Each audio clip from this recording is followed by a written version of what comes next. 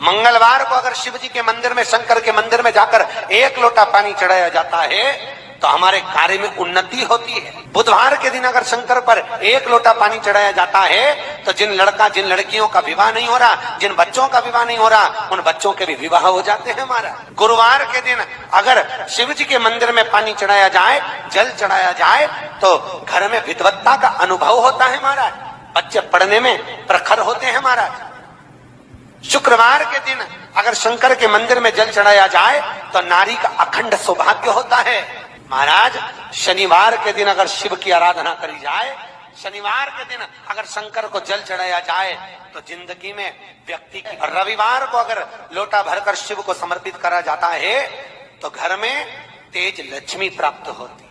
सोमवार के दिन भगवान शंकर को अगर जल चढ़ाया जाता है तो हमारे घर में शीतलता का अनुभव होता है। बस एक निवेदन सबसे करना चाहूंगा, जितने लोग आस्था चैनल पर सुन रहे हैं, जितने फेसबुक पर सुन रहे हैं और जितने बैतूल की पावन धरा पर श्रवण कर रहे हैं, उनसे एक बात कहूं। 1 रुपए कमा रहे हो, 1.25 रुपए खर्च हो रहा है, घर में पैसा नहीं दिख रहा, टेंशन आए दिन आ रहा है, कुछ ना कुछ काम अटक रहा है, बच्चों का जॉब नहीं लग रहा, बेटियों की शादी, बच्चों का विवाह नहीं हो रहा, संतान प्राप्त नहीं हो रही। शिव महापुराण की कथा कहती है मीरा बावरी हो गई, कर्मा बावरी हो गई, नामदेव, तुकाराम, रामकृष्ण परमहंस, चैतन्य महाप्रभु, भारत की भूमि के जितने साधु, सन्यासी, तपस्वी, साधक, उपासक, संत, महात्मा, ये सबको पागलों की गिनती में गिना गया। और शास्त्र में हम भी कहते हैं जितने साधु, सन्यासी, तपस्वी, साधक, उपासक, जितने कथाकार, जितने भगवान की भक्ति में डूबने वाले, जो भगवान की भक्ति में रम रहे हो, भगवान की सुमन में रम रहे हो, वो सब की सब पागलों की गिनती में आते हैं। कथा वाचने वाले भी पागल, कथा सुनने वाले भी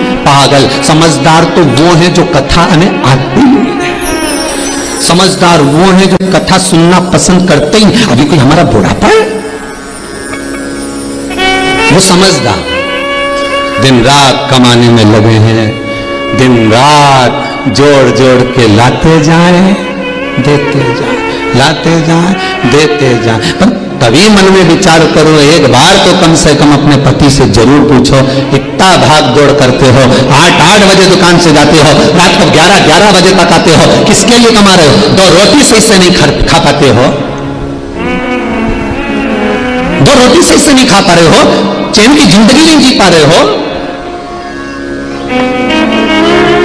किसके लिए कमा रहे हो? किसके लिए करना है? पति कहेगा पत्नी के लिए, बच्चों के लिए, इनको आगे बढ़ाने के लिए, बस यही इनको बढ़ाना है, इनको आगे बढ़ाना है, इनको बढ़ाना है। सोच सोच के टेंशन ले लेके शुगर हो गई, भूखे रह रह के बीपी ऊंचा नीचा हो गया, नींद नहीं आ रही तो आंखें के नीचे कालापन आ गया, रात के घबराहट भी हो, डॉक्टर साहब के पास गए तो के डॉक्टर साहब बड़ी बुरी हालत है, हो क्या रहा है? सब कुछ हो रहा है, फिर बस शरीर साथ नहीं दे रहा। आपको लगता है कि पितृदोष बहुत है, 1 रुपए कमा रहे हो, 1.25 रुपए खर्च हो रहा है, घर में पैसा नहीं दिख रहा, टेंशन आए दिन आ रहा है, कुछ ना कुछ काम अटक रहा है, बच्चों का जॉब नहीं लग रहा, बेटियों की शादी, बच्चों का विवाह नहीं हो रहा, संतान प्राप्त नहीं हो रही, कहीं आपको लग रहा है कि पितृदोष है? किसी पंडित जी ने आपको बता दिया कि पितृदोष है तो आप घबराना नहीं, अपने को कोई कहीं जाने की जरूरत नहीं कि पितृदोष है, मुझे कहीं जाना पड़ेगा, मैं क्या करूं, तो बहुत भारी पितृदोष है, ऐसा कुछ नहीं करना। गंगा का जल लीजिए और गंगा का जल भरकर 1 कलश श्राद्ध पक्ष के 16 दिन 1 कलश में थोड़ा सा गंगा जल डालकर, लोटे में पानी भर, कलश भर में जल भरकर 1 ढक्कन उसमें गंगा जल डाल दीजिए, 2 सफेद फूल उसमें पटक दीजिए और दरवाजे के पास में कहीं पर भी थोड़ा सा स्वस्तिक बनाकर उसको रख दीजिए। 16 दिन रखो, प्रतिदिन एक रखो और उसका पानी पूरे दरवाजे पर छींट दो, फिर रखो, फिर दरवाजे पर छींटो।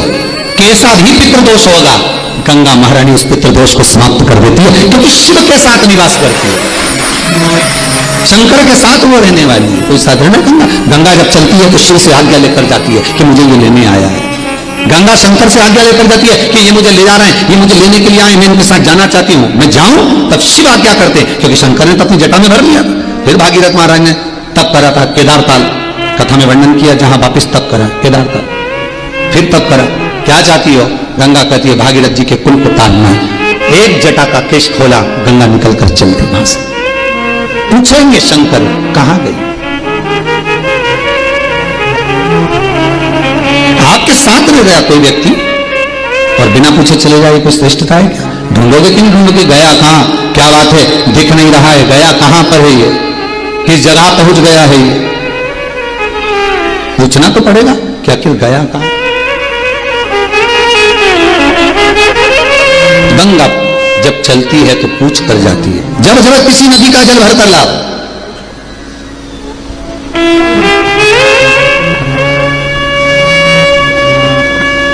पहले आज्ञा लो। हम फिर निवेदन करेंगे। आपको लगता है कि आपका व्यापार नहीं चल रहा, आपको लगता है कि आपके घर में शांति नहीं, आपको लगता है कि मेरा यह काम होना चाहिए, नहीं हो रहा, तो प्रयास करना। 2 लोटा जल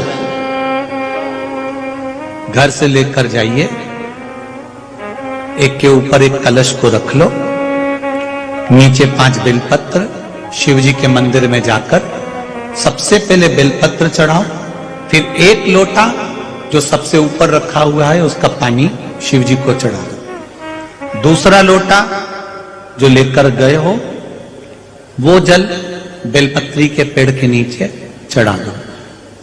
1 मिनट बैठकर श्री शिवाय नमस्तुभ्यम का जाप कर कर उस बेलपत्री के वृक्ष के नीचे, जहां पर 33 कोटि देवी देवता बुआरी लगाने के लिए आते हैं, जहां लक्ष्मी 24 घंटे रहती है, सरस्वती का निवास है, 64 योगनियां जहां निवास करती हैं, 33 कोटि देवता जिस बेलपत्री के नीचे रहते हैं, उस बेलपत्री के वृक्ष के नीचे 1 मिनट बैठकर श्री शिवाय नमस्तुभ्यम कहकर अपने दिल की बात मेरे बाबा से प्रार्थना करो और अपने घर पर आ जाओ। बाबा चाहेगा तो 3 महीने में कार्य सफल कर ही देगा। कभी कभी भगवान शिव की आराधना का चित्त आनंद सुख हमें बढ़ाना पड़ता है।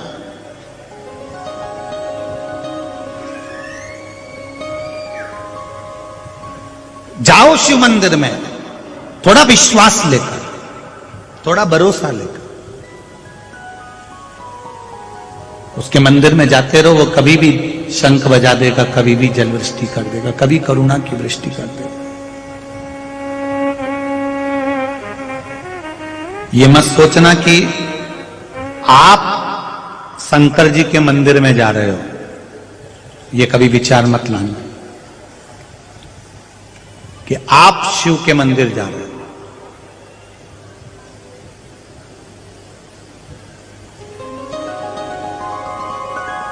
जब संकट कटने लगे, मिटने लगे कलेश, तब समझ जाना कि तुम्हारे दिल में शिव ने कर लिया प्रवेश। तब समझ जाना। संकट कटने लगे, तकलीफें कटने लगे, दुख कटने लगे, 1 लोटा जल चढ़ाते चढ़ाते तुम्हारा मन शिव में रमने लगे।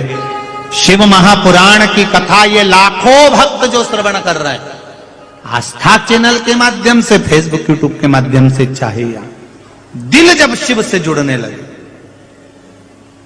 महादेव से जब मन लगने लगे,